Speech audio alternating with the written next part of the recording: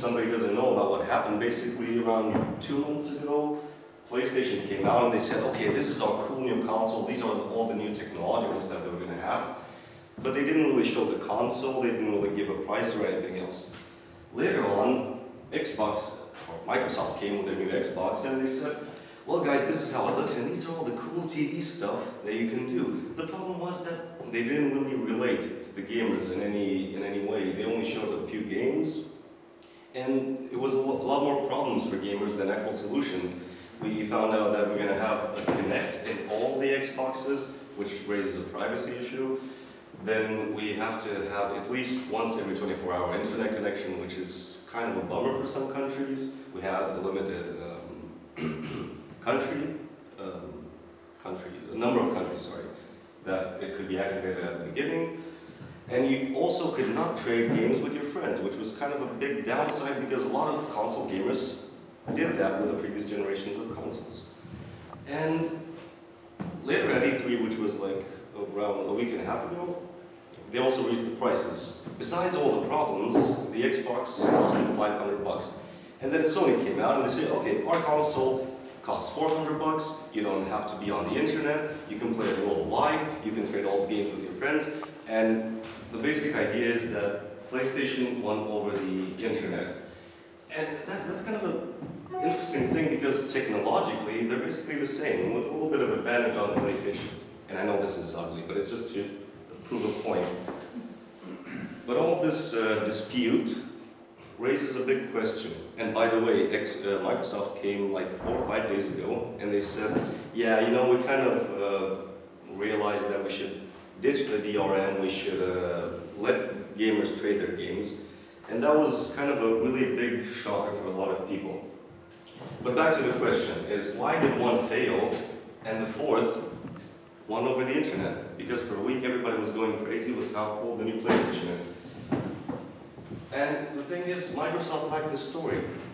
They were focusing so much on the fact that you can just swap the TV channels that they forgot the story, what they wanted to do. And what they wanted to do was a good idea, was Steam for consoles.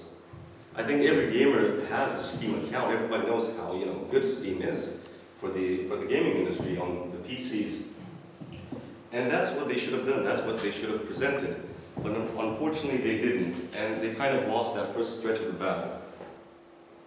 And that's my first point in gaming trends. Even though it doesn't sound like a trend, the story, because everybody loves a good story. Everybody loves a good story.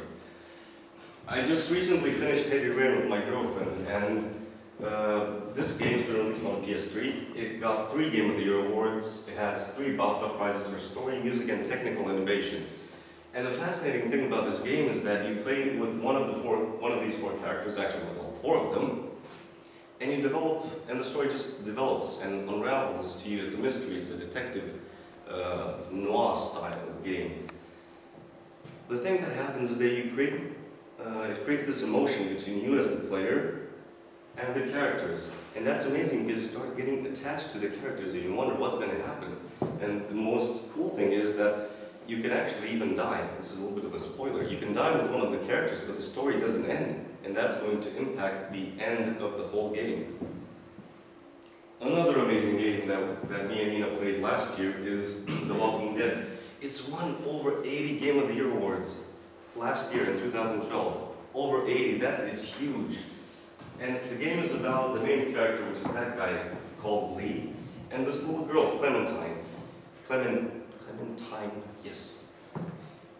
And she's not his daughter, she's just a girl that he found. And it's the story about how they go from point A to point B in this zombie-infested post-apocalyptic world.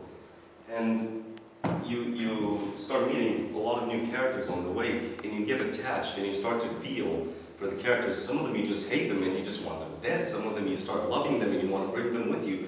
And you have this choice system throughout the game that, of course, impacts all the episodes and, of course, the ending. Oh, and before I jump to the next slide, I just want to say these games were so awesome, and my girlfriend is not a gamer. And after we finished any of these episodes, because it has 5 episodes, she was not leaving me alone, and she was just telling me, when are we going to play Walking Dead horror, heavy rain. And that's just something to think about, what a good story can do, even for somebody who's not like a crazy gamer, which is like me, which I'm playing at 3 a.m. in the morning. I'm clicking like crazy, and my girlfriend is just telling me, just go to sleep, goddammit, before I hit you. Another type of story is Minecraft. The cool story about Minecraft is that it has no story. You make your own story. You make your own environment. And I think the success that Minecraft has is nothing that I think I need to explain, because Mr. Marcus Pearson made many millions of dollars from this game. And Fez, I've actually not played this game. And my point with this game is actually another type of story. And yeah, this guy's name is funny, Phil Fish. But this is the creator of Fez. And the interesting thing about him is that he started with a friend working on the game, and I think around 1.5 years, his friend said that, hell with this, it's not going to work, we're not going to go anywhere with this game, let's just quit it. And he left the company. A while after, while he was going crazy and working on the game, his girlfriend left him. A short while after, one of his parents was diagnosed with cancer. And you can imagine how big of a blow that is for a person. I mean, having all those things hitting you, and hitting you. But a few years after, even though he promised sooner but he delivered later, he still delivered. And he managed to complete his dream of making this game where he put all his emotions and everything. And that's another type of story that a game can offer, because it makes the connection between a person and a person, not a person and a gamer, that much. And right now, just to sum up this chapter, I have a list of some really great games, and I think this is kind of a general thing for indie games to have a really good story, or a very interesting story. From what I've just played this morning, I finished SWAT, I think it won some Game of the Year editions. Journey, they're also, well, most of them are indie games, and they're just amazing because they're different. They have a story or they don't have a story, and you create your own. And most of them don't have great graphics, but they have a good enough story to sustain themselves. Point number 2, graphics. And why? Because graphics matter in the end. I don't know how many of you guys play BioShock Infinite. This is an amazing game. It has some amazing eye candy. When you're going through this flying city of Columbia, shooting around or just exploring it, it just gives you this mesmerizing feeling that you're actually in the sky and you're actually in this universe that Ken Levine created. And it got a 94 out of 100 score on Metacritic. That is huge, because these guys are, of course, the biggest critics for games, movies, TV shows, and music. And not only the graphics matter, but this game also has a mind-blowing story. And in case any of you have played, probably like at the end of the game, it's something that a AAA title doesn't usually do with the type of ending that this game has. The Last of Us. I've heard that Adam has this one today with him. This is another great example, which got 95 out of 100 of a score. It's another great example of how amazing graphics can be today. Everything is happening in this post-apocalyptic America, infested by zombies. And if we're still at post-apocalyptic, I guess you can throw that in the trends as well. If you want to put some money, just put it in post-apocalyptic and zombies. You're going to make millions. But it's not only the amazing graphics, but it's about the two main characters, and again, it's about their journey through this world and how they survive and how they fight off zombies and how they fight off humans, and how humans have changed in their way of thinking and in their way of surviving. Because all the concepts that we have today about loyalty, honesty, are basically gone. Metro last night, post-apocalyptic, but this time we have the action happening in Russia, in Moscow. It's just amazing. It pushes your computer to the limits, but it also has a nice story. And I'm sorry I can't tell you more about the story in these games because it would just be a big spoiler. But I do recommend to play any of these games. This is interesting because it also has a backstory. It's made by some Ukrainian guys, which they just made another game. It's not made by some big American company like all the other ones.